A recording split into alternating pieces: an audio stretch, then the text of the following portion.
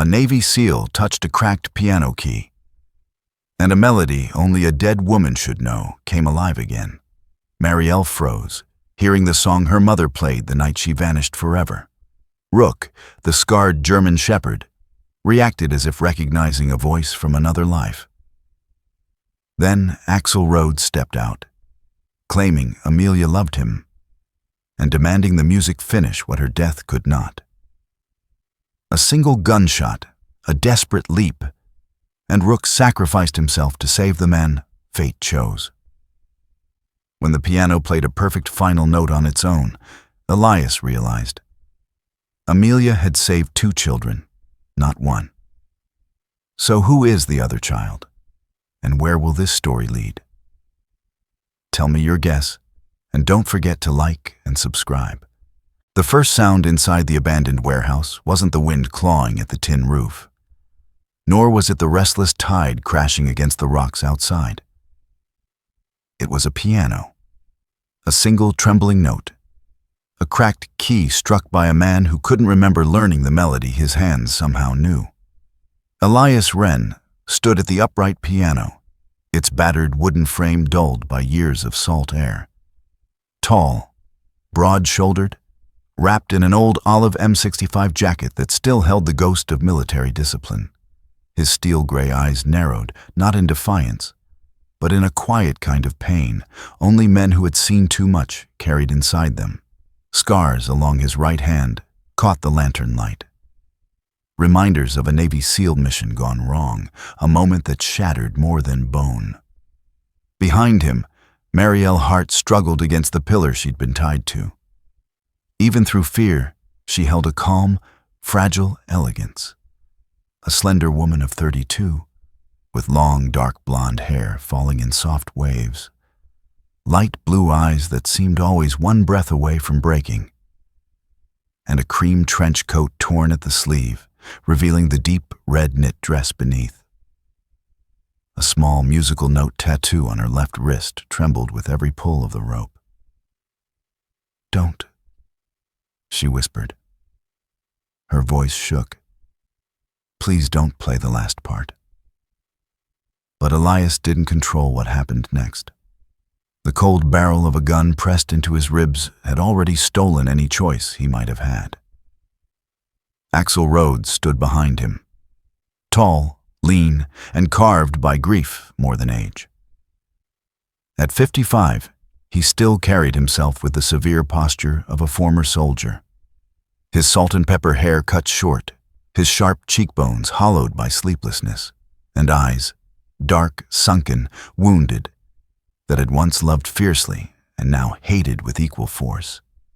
An old black leather jacket clung to him, cracked at the seams. On his right wrist, a faded X-shaped scar glinted like a warning. "Play it," Axl murmured. His voice was low, gravelly, a voice pushed uphill from a broken heart. If she wouldn't choose me, she could have at least left her song behind. The name he didn't say still filled the air. Amelia, Marielle's mother, the woman Axl had loved, the woman whose absence still shaped all 3 lives in different ways, the woman Elias half remembered in dreams he wished were real. A deep growl rolled from the corner. Rook, the German shepherd, strained against his chains, 4 years old, powerful, loyal to a fault. His thick black and tan coat lifted along his spine, revealing the distinctive white crescent marking on his chest. A thin scar traced above his right eye, a souvenir from a past neither he nor Elias spoke of. Yet his amber eyes weren't wild. They were focused on Elias, as if reading him, as if pleading. Elias pressed the cracked key again. The sound wavered, brittle and uneven. Marielle's breath broke. "My mother never finished writing that part," she said. "She only played it when she thought I was asleep." Elias froze. Something in her voice, a shaking, aching sincerity, tugged at the hollow space inside him, a space Amelia's name always stirred, Continue, Axel ordered, pushing the gun harder. If she gave you the notes she never gave me, I deserve to hear them before you die. Elias didn't look back, didn't speak. His fingers trembled over the keys. And then, Rook stopped growling. His ears shot upward. His body stiffened, not with aggression, but recognition. His eyes fixed on empty air above the piano. A soft whimper escaped his throat. A greeting, a remembering. Marielle noticed first.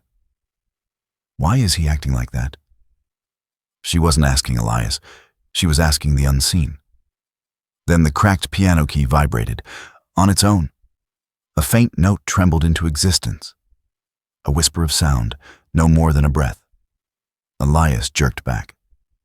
I didn't touch that. Axel's lips pressed into a thin, uneasy line. His knuckles whitened on the gun. Even he had heard it. But he forced the denial. You think you can distract me with tricks? The air changed. Not colder, not warmer, just different. As if the warehouse was suddenly occupied by someone who had not walked through a door. Rook knew. Elias felt it. Marielle felt it. And Axel, for a brief flicker, feared it. Elias tried to steady his breathing. He moved to the next notes, hands shaking. Yet his injured right hand, once crushed under steel rigging, glided with a grace that defied his wounds. The music didn't feel like he was playing it. It felt like it was playing through him. Axel leaned closer, voice cracking in anger and longing. That's where she always stopped. Why do you know it? His breath came sharp. Why you, Elias? Elias didn't know. He only felt a grief that did not belong to him. A child's loneliness. A lullaby in the dark. A woman's hand brushing his hair. A memory that shouldn't be his, but burned like truth. He reached the final, unfinished phrase. Axel steadied the gun. Play the last note. Rook lunged, chain scraping sparks across the floor. Elias hesitated. The final key waited beneath his finger, like a door he feared to open. Axel fired. The shot cracked through the room, but Rook was faster. The German shepherd broke free with a surge of impossible strength. He hurled himself into the bullet's path. The impact threw him sideways, his body collapsing at Elias's boots. Rook! Elias dropped, hands shaking as he gathered the dog against him. Warm blood seeped through his fingers, hot and terrifying. Rook's breath hitched, but his eyes, faithful, fierce, never left Elias. A drop of his blood slid down the cracked piano key. And then, the impossible happened. The cracked note sang perfectly. Pure, whole, beautiful. Marielle gasped. Axel stumbled back. Elias looked up in shock. The piano played another note, soft, gentle, as if touched by a hand unseen. A whisper drifted through the broken window, carried by the sea wind. A woman's voice, tender, familiar. Continue. The rest belongs to you. Marielle's tears fell freely. That sounded like my mother. Elias felt his throat tighten. Axel's face fractured with fear, real fear. Not her, he whispered. Not again. Before any of them could breathe, a shadow shifted outside the warehouse door. A human silhouette, still, watching. Elias turned sharply, but the figure vanished into the night as if made from smoke. And the warehouse fell into a silence that felt like the inhale before a revelation. If this story touched your heart, remember to like, share, comment, and subscribe. Sometimes God sends miracles quietly, through music, through memory, through the beings who protect us even at the cost of their own lives. 3 months before the bullet, before the cracked note sang perfectly, before Rook threw himself into the path of death. Havenbrook Hall glowed beneath strings of warm lights, preparing for the annual charity gala. The marble floors shone like still water. The chandeliers sparkled overhead, tiny galaxies suspended in glass. And in the corner, untouched by restoration, sat the old, upright piano. Its wood faded, its keys yellowed. Yet something about it felt alive, waiting. Elias Wren didn't plan to step inside. He had only been passing through the square with Rook, letting the dog stretch his legs after dinner. Cold air brushed against his olive jacket, carrying the scent of pine and distant snow. Rook trotted beside him, alert tonight. Ears twitching, steps quicker, tail stiff with attention. Elias slowed. "What's got into you, buddy?" Rook suddenly stopped, then tugged. Hard. Not toward danger. Not toward noise. Toward the open door of Havenbrook Hall. Elias hesitated at the threshold. Combat boots, old jeans, stubble on his jaw from too many sleepless nights. He didn't fit inside places with chandeliers and laughter. But Rook pulled again, a firm, insistent plea. So Elias followed. Inside, volunteers decorated the lobby. A woman with bright red hair, a cheerful, round-faced volunteer named Jenny, noticed him first. "Oh, a dog," she laughed, freckles dancing. "He's handsome." Rook gave her hand a polite sniff, but his eyes were fixed elsewhere. The piano. Elias exhaled softly. "It's just an old instrument, boy." But Rook didn't believe that. He stepped closer, nose low, tail frozen, as if he recognized the scent of a memory. Elias placed one hand on the piano's top. The wood felt colder than it should, familiar in a way that made his chest tighten. His gaze fell to the cracked key, a thin fracture cutting the ivory surface like lightning trapped in bone. He touched it, and something shifted. Music poured from his fingertips. Slow at first, then flowing, blooming, carrying emotion he didn't know how to name. He wasn't playing the piano. The piano was playing him. Rook sat beside him, perfectly still, eyes wide, reverent, as if witnessing a miracle. Up on the mezzanine, Marielle Hart froze mid-step. Tall, graceful, wrapped in a navy coat that framed her slender form, her long, dark blonde hair glowing beneath the chandelier light. Her blue eyes widened, flooded with disbelief. "That song," her voice cracked. "It's my mother's." But Elias didn't hear her. His world had narrowed to melody and memory.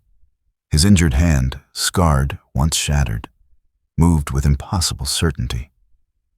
When the final note fell away, the lobby fell silent. Then the cracked key trembled, on its own. A soft, fragile tone rang through the air. Rook growled, low, warning, recognition. Elias jerked back. "I didn't touch that." Lights hummed overhead. Jenny backed away, whispering a nervous laugh. That didn't sound right. Marielle walked down the stairs slowly, each step echoing like a heartbeat. She stopped a few feet from him, studying his face, the harsh jaw, the tired eyes, the pain he tried to bury beneath his breath. A man who carried wars inside his ribs. "Where did you learn that?" she asked softly. Elias swallowed. "I didn't. I've never heard it before." Marielle shook her head, eyes shining. "My mother played that every night, but she never finished it. Not once." Elias stared at his hands, hands he barely recognized right now. They just moved. "My mother used to say music carries memory," Marielle whispered. "That a song finds the person it belongs to." Elias looked away. "That doesn't make sense. I never met her." But something inside him twisted, as if some part of him had. Marielle knelt beside the piano. Something beneath it caught her attention. "What's that?" Elias reached under and pulled out a small cloth, old, frayed, edges burned, dusted with soot. Stitched into one corner was a faded initial, A. Wrapped inside it was a scrap of half-burned sheet music, and across the bottom, written in delicate handwriting, "If anyone completes this, it means what's left of me has been found." Elias felt the air leave his lungs. Rook sniffed the cloth, then froze. Ears up, tail low. A soft whine, almost a greeting. Marielle covered her mouth with shaking hands. "That's my mother's handwriting." "Why would this be here?" Elias whispered. She didn't answer. She couldn't. The truth felt too delicate to speak aloud. A faint hum rippled through the piano again. The lights flickered. Just once. Rook stepped forward, muscles taut, his gaze fixed on the mezzanine. On empty air, his body lowered, tail sweeping behind him in a submissive, reverent gesture. Elias whispered, "Rook, what do you see?" Rook whimpered, a soft, aching sound he reserved only for ghosts of memory. And Marielle, she felt it too, a warm hand resting gently on her shoulder. She turned. No one was there. But Rook's eyes stayed locked on that exact spot, as if watching someone they could not see. Marielle pressed a hand to her chest. Her breath trembled. Someone is trying to reach us. Elias didn't respond. But in his heart, he already knew the truth. Amelia was gone. But something of her was not. A hall worker approached then, a stout man with a green sweater stretched across his round belly. Craig, friendly, bearded, usually cheerful, tonight looking rattled. "Everything all right?" he asked, glancing at the flickering lights. "Thought we were losing power, but feels like more than that." Elias folded the cloth fragment in his hand. "We're fine." Craig eyed the piano uneasily. "Funny thing, I've never heard that key ring before. Not once." Marielle didn't speak. Her eyes stayed fixed on the burned sheet music. Church bells rang outside, 8 chimes, echoing through the hall like a quiet omen. Rook leaned against Elias's leg, protective, listening, and Elias felt it again.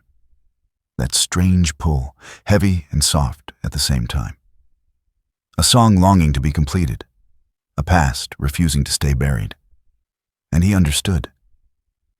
Tonight wasn't the beginning. It was the unraveling. The first thread tugged free from a truth waiting in the dark. If this chapter touched your heart, please like, share, comment, and subscribe. Because sometimes, God speaks through the mysteries we dare to follow. Marielle arrived at Elias's small apartment the next morning, carrying something pressed tightly to her chest. The winter sun filtered weakly through the thin curtains, painting soft gold across the worn hardwood floor. Rook lay curled near the heater, his breath steady, recovering from the emotional weight of the previous night. He lifted his head the moment Marielle stepped inside. Ears perked and tail thumping faintly before he stood and approached her, sniffing her coat with an almost reverent gentleness. She knelt to stroke his head. "Hi, sweetheart." Her voice cracked in a way Elias had never heard before. Something was wrong, more than fear, more than confusion. She looked burdened. Elias, still in his M65 jacket, watched quietly, arms crossed. His face was unshaven, jaw tense from lack of sleep. "You said you found something," he murmured. Marielle nodded and placed a folded piece of paper on the table between them. Old, fragile, yellowed at the edges from age and moisture. Her fingers trembled as she smoothed it flat. "My mother wrote this," she whispered, "but she never told me who it was for." Elias approached the table slowly. His heartbeat had taken on a strange rhythm, as though it already knew what lay inside. He sat opposite her, forearms braced on the wooden surface. Marielle opened the letter. Her voice unsteady, she read aloud. to the one who must keep him safe. There is a boy without a name, a child born from war, meant to disappear before he ever learned his first word. But he survived, because someone loved him. And there is a dog, gifted, loyal, whose memory will hold what the world forces him to forget. Rook lifted his head sharply, ears angling toward the sound, as if the words themselves were familiar. Marielle continued, tears threatening. If you ever find them again, you will know the truth by the song I left behind. At the bottom of the page was a symbol, sharp, angular, unmistakable. A Navy Special Operations insignia, but not the common one. A classified mark, known only to a few. Elias's breath caught. His fingers hovered over the ink, almost afraid to touch it. Something deep in him twisted like a locked door being forced open. My mother? Marielle whispered. She wasn't just a humanitarian volunteer. She was working with naval intelligence. Maybe more. Rook sniffed the letter, then froze. His whole body shuddered. A soft, high whine escaped him. The same sound he'd made under the piano, and again in the warehouse before the gunshot. Elias knelt beside him, brushing a hand through the dog's thick fur. What is it, boy? Rook pressed his nose against the bottom corner of the letter, where a faint scent lingered. Something old. Familiar. He looked up at Elias and whined again. Longer, heavier. Not fear, recognition. Elias swallowed hard. Marielle whispered in disbelief. He knows that scent. A chill ran down Elias's spine. Remembered the cloth fragment from the piano. He remembered the voice on the wind in the warehouse. He remembered... No. He felt Amelia. Marielle unfolded a second slip of paper she had tucked into the envelope. A charred edge curled around faint typewritten text. A piece of a military document, she explained. I found it inside the piano when I went back. Elias took it carefully. Most of the text had burned away, but 2 letters remained. Two faded fragments of a name. Marielle met Elias's eyes. Axel Rhodes. Elias's breath left him in a single, quiet exhale. The man who held the gun to his back, the man who claimed Amelia should have chosen him, the man whose hatred had hollowed him out. He read the letters again. His hands began to shake. Marielle gently placed a hand over his. What are you remembering? At first, he didn't answer. The images came too fast. A flash of light, smoke, screams swallowed by explosions, a piano, one key cracked, ringing through the chaos, a woman's voice singing softly to calm him, a small warm hand in his hair, a dog, tiny, trembling, nuzzling against his ribs. Elias? Marielle whispered. He pressed a palm to his forehead, eyes squeezed shut. I don't know. I shouldn't know any of this. I shouldn't. The room tilted. A memory flickered. He was small, very small, hands too tiny to reach the piano keys, bombs falling like thunder outside. The woman, Amelia, lifted him into her arms, holding him close, whispering, Don't listen to the war, sweetheart. Listen to the music. His breath trembled. Marielle stared at him, as if seeing him for the first time. Elias, you said you didn't grow up with your parents. You never knew where you came from. No, he whispered. I never did. Marielle leaned in, voice cracking. What if you weren't meant to know? What if someone erased it? To protect you? Rook touched his nose to Elias's knee, warm, steady, a reassurance he didn't know he needed. And then, a sudden metallic clang echoed through the quiet apartment, sharp and loud. Elias stood instantly, instincts snapping alive. Rook bolted toward the door, growling low, body tense. Marielle gasped. Is someone...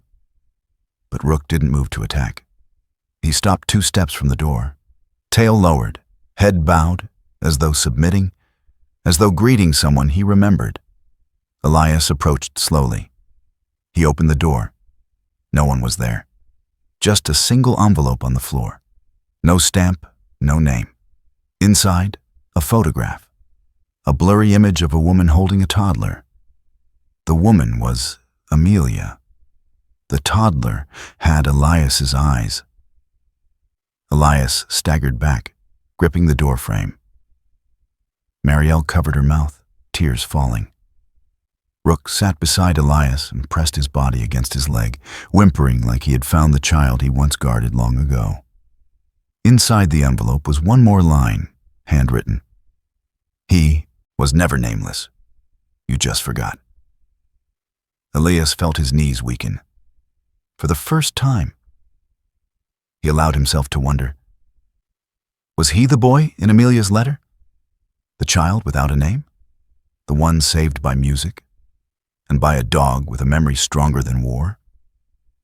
Elias placed the letter on the table, unable to speak. Marielle whispered, "There's more, isn't there?" Elias nodded slowly. "I think Amelia protected me. I think she hid me. I think Axel knew." The shadows in the apartment deepened as if listening. Rook lay at Elias's feet, head resting on his boots, eyes shining with something ancient, memory, devotion, and a pain carried through years. Elias closed his eyes, and this time, instead of darkness, he heard the faint echo of a piano, a lullaby cutting through war, a mother's voice guiding him home. If this chapter touched your spirit, please like, share, comment, and subscribe. Sometimes, God brings forgotten souls back to the truth through the gentlest of miracles. The snowstorm arrived without warning. One moment, Havenbrook sat beneath a calm gray sky. The next, the world was swallowed by white, wind lashing against rooftops hard enough to bend the old pines along the mountain road. Power lines flickered, streetlights dimmed. The storm came fast, too fast to be natural. And Elias felt the pressure of it in his bones long before the town's alert sirens began to wail. Marielle should have already arrived at Havenbrook by then. She had driven out earlier in the afternoon to visit a small memorial site dedicated to her mother, a quiet lookout along the cliffs. But when the storm dropped its wall of ice across the mountain road, she didn't return. Inside the apartment, Elias paced by the window, jaw tight. Rook lay by the door, restless, ears twitching at every sound. Snow hammered the glass like a relentless drum. Elias checked his phone again. No message, no call. Rook suddenly stiffened. His amber eyes locked onto the door, his whole body rising from the floor in one fluid, alert motion. A soft growl vibrated from his chest, not of threat, but of urgency. Elias frowned.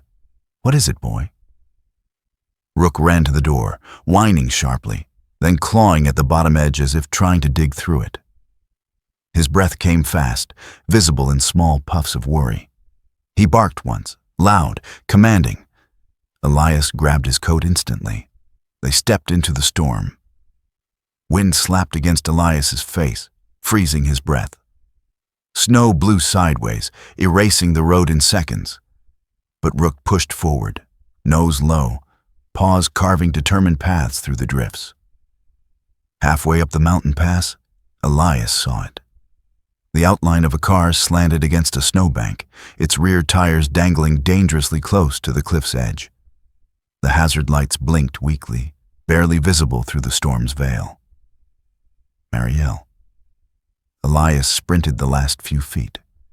Rook bounded ahead and pressed his nose against the window. Inside, Marielle was curled over the wheel, conscious but shaken, her hair disheveled, the cream trench coat dusted with frost. A thin cut traced her forehead where the glass had cracked. Elias yanked the door open. "Marielle, are you hurt?" Her voice trembled. "I'm okay, I think." The car slid. I couldn't stop it. Rook climbed onto her lap, nuzzling her shoulder with frantic affection. She let out a soft, broken laugh, petting his head. Together, Elias and Marielle abandoned the car and fought their way through the storm, guided by Rook's instinct. The dog led them to a small wooden outbuilding tucked beneath the trees. A weathered ranger cabin, long unused but still shelter enough. Inside, dust coated the floorboards, but the roof held strong. The wind howled outside like a restless spirit. And there, in the corner, a small, upright children's piano, paint chipped, 3 keys missing. Yet somehow familiar. Marielle approached it slowly, brushing snow from her sleeves. Her hair stuck to her cheeks, and though she shivered, her hands moved with reverence. She sat on the old stool, fingers finding the keys as though guided by memory older than the storm. "I haven't touched one of these since I was a child," she murmured. Elias watched her, watched the way her shoulders softened as she touched the keys, watched the sadness in her eyes transform into something gentler. Rook settled near her feet, paws crossed, body still. Waiting. She played her mother's melody. Even with missing notes, the tune blossomed in the small cabin, fragile yet stubborn, like a candle refusing to die. Elias felt something inside him shift, the same ache that always came with his song, as if Amelia's hand still lingered on the keys. And Rook? He reacted. Exactly at the same measure where Amelia used to pause, he lifted his head. Ears perked, tail tapping once, a recognition so precise it sent chills up Elias's spine. Marielle saw it too. "He knows," she whispered. "He really knows this song." Elias nodded, unable to speak. The melody wrapped around him like a memory slowly thawing. Hours passed. The 3 of them huddled in blankets they found in a cabinet, warming themselves near a dying old heater. Outside, the storm's fury began to ease.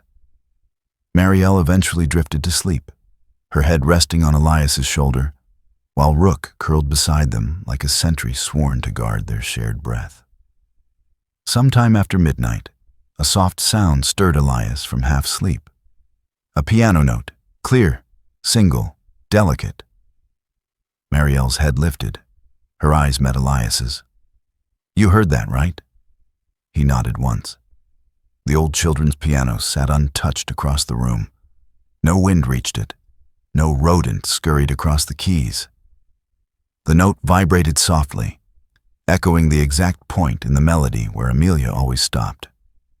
Rook stood at attention, body rigid, staring at the piano with an intensity that bordered on reverence. Then he padded to the door.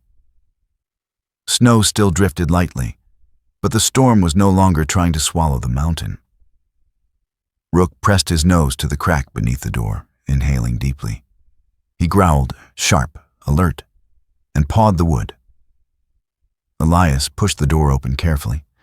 Fresh footprints marked the snow, one set, human-sized, leading away from the cabin. Marielle whispered, "Who could have been out here?" Rook followed the prints, nose inches from the ground. His pace quickened, his tail rose, stiff. He was tracking purposefully, like a soldier returning to formation. Elias and Marielle followed, until the prints ended, abruptly, in the middle of the white expanse where the snow lay untouched, swallowed by silence. Marielle stared, breath trembling. No wind wiped these away. They just stop. Rook circled the spot, whining, confused, distressed, and yet certain that someone had been standing there only moments before. Elias scanned the tree line, hand unconsciously shifting toward where a weapon would have been in his seal. Daze. But there was nothing. Only stillness. They returned to the cabin uneasy, cold settling into their bones. When Elias closed the door, something made him pause. A ring of condensation sat on the children's piano, perfectly round, exactly the size of a warm mug. Marielle gasped, covering her mouth. My mother. She used to do that. She'd put her tea right there, on the corner of the piano, every single morning. Elias approached slowly. The ring was fresh, still warm to the touch. A presence lingered. Rook stepped beside him and touched the mark with his nose. His body relaxed, not out of relief, but out of recognition so profound it nearly hurt to witness. Elias whispered, "She's guiding us, or someone wants us to think she is." Marielle placed her fingers on the piano edge, tears rising. "I don't know which is more terrifying," she said, voice breaking softly, "or which one gives me more hope." Rook leaned against her leg, pressing comfort into her trembling frame. Outside, the storm finally died. But inside that cabin, something else had awakened. A trail of signs, each leading them closer to a truth buried in snow, memory, and the music of a woman who refused to disappear. If this chapter stirred something in your heart, please like, share, comment, and subscribe. Sometimes God's miracles arrive quietly, like footprints in snow that vanish too soon. Snow still clung to the boots Elias left by the door when morning broke. But neither he nor Marielle had slept. The storm had passed, yet the cabin's eerie signs lingered like fingerprints of a ghost. An unfinished melody, a ring of warm condensation, footprints that should not have vanished. Rook remained restless, pacing between the windows, his nails tapping against the floorboards like a warning drum. By noon, the ranger patrol arrived and drove them back to Havenbrook. The storm had quieted, but the truth was only beginning to awaken. That evening, Marielle sat at Elias's kitchen table, clutching a thin stack of government papers, a declassified military dossier she had received from a researcher her mother once worked with. The pages were old, some singed at the edges, others stamped with confidential in faded ink. Elias stood with his arms folded, tension etched into the sharp lines of his face. Rook lay beside his boots, posture alert, watching the papers as though he expected danger to crawl out of them. Marielle inhaled shakily. "Elias, these files. This is the first real proof of who my mother truly was." She opened the first page. A photograph. Amelia Hart, early 30s, hair tied back, eyes soft but determined. But she wasn't wearing a volunteer's loose cardigan. She wore a tactical vest, insignia glinting on the shoulder, and held a clipboard beside several frightened children in a bombed-out village. The caption read, "Naval Intelligence, Child Protection Program, Field Unit 7. Marielle whispered, "She wasn't just helping civilians. She was rescuing children from active war zones." Elias's breath hitched. Then the letter, "The Nameless Boy." Marielle nodded, voice breaking. It wasn't a metaphor. She turned the page. A classified briefing report filled the sheet, though much was redacted. Rook rose to his feet, tail stiff, sniffing the air as though sensing the weight of what was coming. Marielle read, "Subject identified. Male child, approx. Age 3. Unregistered birth. Exceptional cognitive retention. Possible encoded memory sequence due to early trauma exposure." Encoded memory, Elias repeated slowly. His fingers curled unconsciously. He remembered flashes, sounds, smells that had no place in his adult life but lived in him like fossils. He swallowed. "Keep reading." Marielle turned to the next document. Canine Unit, Shepherd Pup assigned to child, noted for unusual loyalty and advanced pattern recognition, retains scent data beyond standard capability.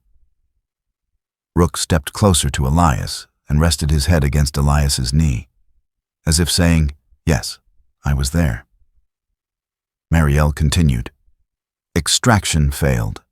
Enemy breach imminent. Field Agent Amelia Hart initiated last protective protocol. Condition guaranteed. Child and canine must reach safe zone. Agent Hart accepted diversion mission. Status: presumed KIA. Marielle's voice stopped. Tears fell onto the paper. She died so that you and Rook could escape. Elias felt the world tilt. His breath slowed. Memory fragments shook loose like snow from branches. A woman's scream. A thunder of collapsing metal. Warm hands shoving him into a tunnel. A tiny pup curled against his chest. A final whisper. Listen for the music. It will bring you home. His knees weakened. He braced himself against the counter. I'm the boy, he whispered. The nameless child. She died because of me. Marielle dropped the file and grabbed his arm. No, she died to save you. That's not the same thing. Elias shook his head. Guilt hollowed him. He had spent his life believing he was a man of lost origin. He never imagined the truth had been carried in his ribs since he was a child. Rook moved in front of him, pressing his forehead gently against Elias's thigh. The dog's eyes held something ancient. Memory, grief, loyalty unbroken by time. Then, as Marielle flipped to the last document, Rook snapped upright and barked sharply. Marielle gasped. Another page, partially burned, revealed a final note. The threat persists. The one who loved Amelia now opposes her final choice. Below it, a phrase scrawled in rushed, angry handwriting. Amelia's choice must be erased. Elias's jaw tightened. Erased, meaning me. Marielle trembled. He's hunting you. Before Elias could reply, Rook growled, deep, resonant, protective. His eyes fixed on the window. Elias moved quickly and parted the curtain. A plain white envelope sat on the snowy porch. He retrieved it cautiously. Inside was a single sheet of paper. 2 words. Not finished. And attached beneath it, a still frame from a security camera. A piano room, empty, except for one thing, the cracked key pressing down by itself. At 2:14 a.m. But that wasn't the worst part. Behind the piano, half cloaked in shadow, stood a man. Tall, lean, silhouette unmistakable. Axel Rhodes. As Elias stared at the image, a sudden bang struck the far side of the house. Rook lunged, barking ferociously. Elias sprinted to the wall and peered through the side window. Someone stood in the yard. Still, watching. Snow blew past, obscuring the figure's face, but Elias recognized the posture. The rigid military stance, the unmoving shoulders. Axel. Before Elias could open the door, Rook charged forward. Elias grabbed his collar just in time. Outside. The figure stepped back, then faded into the storm, swallowed by white. No footprints remained, not a single one. Marielle clutched Elias's arm, terrified. He's close, too close. Elias closed his eyes, pulse hammering. Axel Rhodes, the man who had loved Amelia so obsessively that grief curdled into hatred, had returned. And now, he wanted the child Amelia died to protect. The child Elias once was. When the house finally fell quiet, Elias sat on the floor beside Rook, stroking the dog's fur with trembling hands. Marielle knelt next to him, placing the file gently in his lap. Your mother didn't abandon her mission, she whispered. She protected you with everything she had. And Axel, he can't undo that, no matter how deep his darkness goes. Rook nudged Elias's chest, eyes softening, as if reminding him that he wasn't alone. Not now, not ever. Elias exhaled slowly. For the first time in years, he felt something beyond fear. Resolve. If you believe in stories where God guides the lost through miracles, big or small, please like, share, comment, And subscribe. Blessings travel farther than we think. Rook vanished before sunrise. One heartbeat, he was beside Elias's bed. The next, the back door stood open, cold air flooding in like a warning. Elias stepped outside, boots crunching frost. He called Rook's name into the pale morning. Nothing answered him. Just silence. A silence too deliberate to be natural. Marielle joined him, pulling her cream trench coat tight. Her breath froze in front of her lips as she crouched near the doorstep. "Elias, look." Rook's leather collar lay half buried in the frost, torn clean through, a smear of dried blood along the edge. Beneath it, a folded scrap of paper like a threat waiting to be found. Elias opened it. 5 jagged words stared back. "Bring your memory to me." Marielle's voice shook. Axel took him. Elias exhaled hard, jaw tightening. He wants what Amelia hid, and he's using Rook to drag me out. They left immediately. The address on the back of the note was unmistakable. The abandoned warehouse by the sea. The place where everything had first cracked open. The warehouse greeted them with the roar of waves smashing against the rocks. Shadows clung to every corner. Salt, gun oil, old wood. The air felt wrong, like stepping into a memory that refused to stay buried. A single lamp hung from the rafters, flickering over the upright piano. The same piano with the cracked key. The same place the music had first bled back into Elias's mind. Rook lay on the floor beside it, chained, breathing shallow. When he saw Elias, his ears twitched. A weak, desperate sound slipping from his throat. Elias's face hardened. "Rook, I'm here." Touching. The voice came from behind a stack of crates, gravelly, cold. A man who had been steeped in grief so long it calcified. Axel Rhodes stepped into the light. Tall, gaunt, black leather jacket worn thin, silver hair pulled back tight. Dark eyes sunk deep, eyes of a man who once loved with devotion and now lived with nothing but the ruins of it. "Elias Wren," he murmured. "The child she chose instead of me."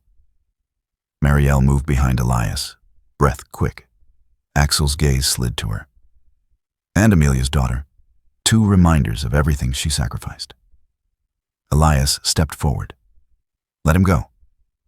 Axel smiled without warmth. "When you finish what she never could, sit." He lifted his gun slightly, toward the piano. "Play her song." Elias froze. "You don't even understand what that music meant." Axel's jaw twitched. "I understand plenty. I understand that she played it for frightened children in the dark of a bunker so they wouldn't know they were dying." Marielle's voice was soft, almost pleading. "Why are you doing this?" Axel glanced at her, and for a moment, something in his face broke. A fragment of love that had curdled into obsession. Because love, when denied, becomes purpose. He looked back at Elias. "She didn't choose me. She chose you, a nameless child, a ghost with no past. And she built her legacy around you, not me." Elias lifted his hands toward the keys, and something hit him like a shockwave. A bunker, smoke, children crying. Amelia's hand on his head as she whispered, "If you ever forget, the music will remember for you." His breath stuttered. His fingers shook. Rook jerked violently against the chain, barking, warning, as if he recognized the memory too. Then, a single piano key pressed down, by itself. A clear, bright note cut through the warehouse. Axel stepped back, face draining white. "Amelia?" His voice cracked. "Don't do this to me." The note faded. Silence returned, but it felt charged, alive. Marielle gripped Elias's shoulder. "Whatever happens, don't let him erase what she died for." Elias began to play. Soft at first, hesitant, every note like a door unlocking inside his mind. The melody rose, the same one that had soothed him in war, the same one that lived in his nightmares and his survival. Axel watched, breathing uneven, like each note stabbed him. "Yes," he whispered. "Finish it. Finish the pain she couldn't carry." Elias shook his head. Music wasn't her pain. It was her way of living through it. Axel snapped. "Then why didn't she choose me? I would have burned the world to protect her. But she chose you." The melody climbed toward the unfinished phrase. Elias's hands trembled hard. His vision blurred. He reached the place where Amelia had always stopped, the place he had never been able to finish. Axel suddenly turned the gun toward Marielle. "If he cannot finish it, neither of you deserve to remain in her memory." Marielle froze. "Axel, please." Rook moved first. With a violent snap, the chain broke. The dog lunged, body fueled by loyalty and pain. The gun fired. A crack of thunder. Rook slammed into Elias, knocking him off the bench as the bullet tore into the dog's chest. "No!" Elias screamed. Rook fell beside him, whimpering, pressing his head against Elias's trembling hand, blood spreading beneath his fur. Axel staggered backward, horrified at his own shot. Why does he still protect you?" Elias reached for the piano again, tears blinding him. The melody wavered, broken, because his hands shook too violently to finish. Then the cracked key moved, a soft, impossible motion. A perfect note. The missing note. The note Amelia never had time to write. Axel collapsed to his knees. Why? Why is she still protecting them? Rook's breathing slowed. The blood seeped toward the piano, soaking into the cracked key until it formed a shape that looked like Amelia's signature mark, a final signature written in devotion and sacrifice. The melody lingered in the air, unfinished no more. If stories of faith, miracles, courage, and God's unseen protection touch your heart, please like, share, comment, and subscribe. Blessings are meant to be carried forward. Rook survived. Barely. The veterinarian said the bullet had missed his heart by less than an inch, a distance so small it felt like the line between fate and miracle. Elias didn't leave his side. Not the first night, not the second. He slept on the clinic floor, one hand resting on Rook's fur, as if letting go might undo the miracle God had granted them. Marielle visited every evening. Soup in her hands, quiet strength in her eyes. Together, the three of them, broken, bruised, still breathing, slowly became something they never expected to be. A family. Weeks later, Havenbrook Hall glowed with warm light. The restored upright piano stood at the center, polished to a gentle sheen. The cracked key, repaired, reinforced, still shimmered faintly, as if remembering what had been sacrificed for it. The man who restored it, Richard Hale, hovered nearby. Thin frame, silver hair, hands that trembled with age but carried the steadiness of someone who had once known the heavy silence of battlefields. He pressed the tuning key into Elias's hand. "Music remembers," he said softly, "even when we try to forget." Then he stepped back into the crowd, like a ghost returning to the quiet. Marielle approached the podium. Her cream trench coat flowed behind her, the red dress beneath it catching the light like a heartbeat. Her voice trembled only once as she spoke. She honored Amelia. She honored sacrifice. She honored the quiet courage people overlook every day. "And today," Marielle said, "we begin something new, the Rook's Promise Fund." Applause erupted. Rook, bandaged, tired but alive, thumped his tail proudly. Marielle knelt beside him. "You're our miracle," she whispered. Rook nuzzled her cheek. as if agreeing. When Elias touched the piano keys, the hall fell silent. Breath held, hearts braced. "This is Amelia's song," he said. "And today, I'll play the ending she never had time to finish." The first note rose like a memory learning to breathe. Soft, fragile, alive. The melody carried sunlight, carried grief, carried hope shaped by shaking hands. And the ending, the new ending, flowed from him like a promise finally spoken. When the final chord faded, the hall broke. Tears, applause, hands held over hearts. Even Rook lifted his head, as if recognizing the piece he had once heard as a frightened pup in a burning world. Outside in the courtyard, Dr. Jenna Rowe approached them. Tall, tan skin, sharp cheekbones softened by the kind of empathy that only comes from years of treating wounded animals and wounded people. She held a tablet toward Elias. "There's something inside Rook," she said. "A chip. Old, military issue, registered under the Child Rescue Program." Marielle gasped. "The same program my mother served in." Dr. Rowe nodded. "Rook wasn't just any dog. He's the pup Amelia saved." Elias knelt, forehead against Rook's. "You found me once," he whispered. "And you found me again." Rook licked his chin, a quiet vow sealed in the space between heartbeats. Days passed. Gentle days, healing days. For the first time in years, Elias felt anchored. Marielle felt her mother's presence not as a ghost, but as a light finally allowed to shine. And Rook walked with a new pride, scar and all. One afternoon, they carried a small keyboard to the park. A simple thing, chipped edges, worn keys, but perfectly tuned. They sat beneath an old oak tree. Leaves drifted around them like slow-moving blessings. Marielle leaned her head on Elias's shoulder. Rook curled at their feet, breathing softly. Elias began to play. Not Amelia's melody, his own.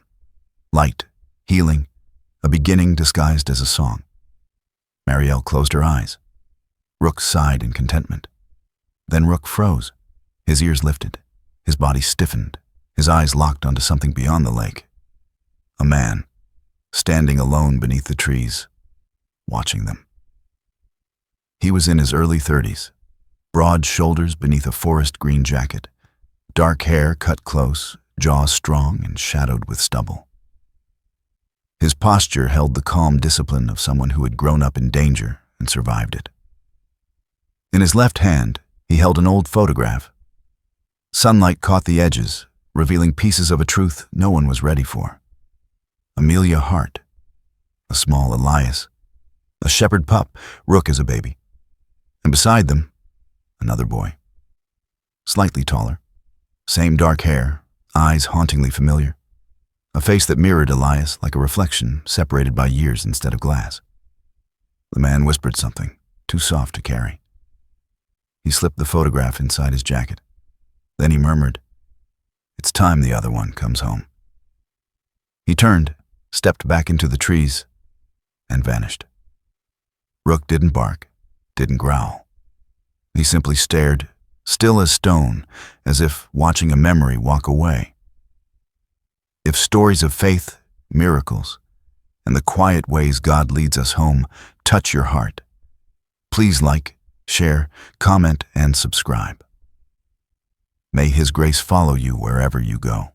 Sometimes the greatest miracles are not the ones that split the sky, but the ones that arrive quietly. A life spared, a melody remembered, a bond that survives fire. In moments when the world feels heavy, may you be reminded that God often works through small signs, gentle whispers, and the unexpected people He places in our path. If this story touched your heart, share it with someone who may need hope today.